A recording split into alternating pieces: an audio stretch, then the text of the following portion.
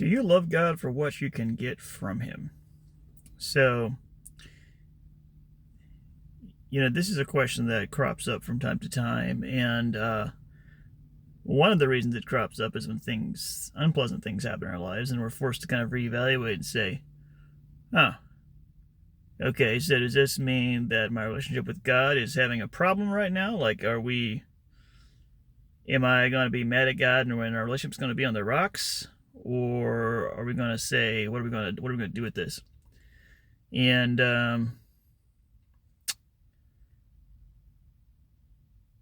I don't know if there's like really any like easy, like simple, like, oh yeah, it's just this solution or just that solution. But one of the things I think you got to come around to the end of the day is that God is God and we are not God. So several things can be true. One thing that can be true is we can have hard things happen in our lives. And the other thing that can also be true at the same time is that God is working all things together for good to those who love Him. So, one thing I heard recently that was kind of interesting was a guy was talking about our difficult experiences. This was a guy who had lost his son, I believe. I think his son had died. And he had made a very deliberate choice, though, to be a happy person and to help bring happiness to people. And I think that was him. And he was saying how that after the hard thing, you come through the hard thing, nobody would, if they could go back and revise their own history, nobody would go back and undo that hard thing and make so that it never happened. I don't believe that's true. I believe there are some hard things that some people would say, for sure, remove that. I got nothing from that experience that's worth what I went through for that. But it is interesting, though, that many times, you do come through something, and especially given a little time, a little space, you're like, yeah, you can value the growth for yourself that you experienced. You can value the perspective, the relationship with God, all the things that you gained from hard things. And so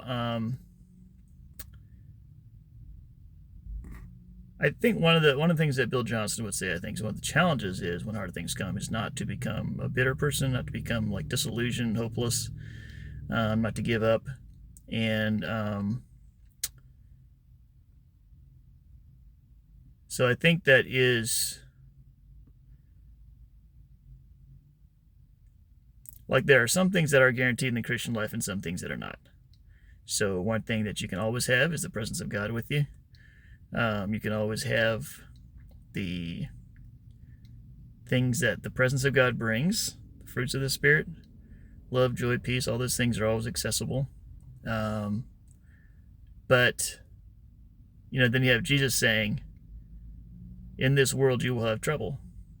And then like the next thing he says is, but take heart, I have overcome the world, or something like that, or fear not, I've overcome the world. And it's like, okay, we're going to have problems, but I've overcome the world. So it's not like maybe it's not a big deal to have problems. So I don't know quite all what all Jesus was saying there, but there is an interesting duality of triumph and sadness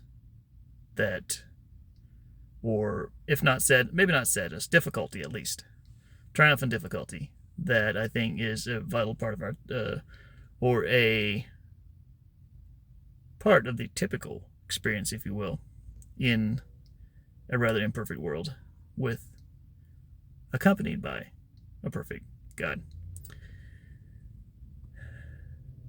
So what about you? Have you given up on life?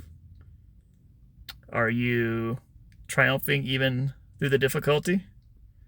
Are you singing praises while sloshing through the mud?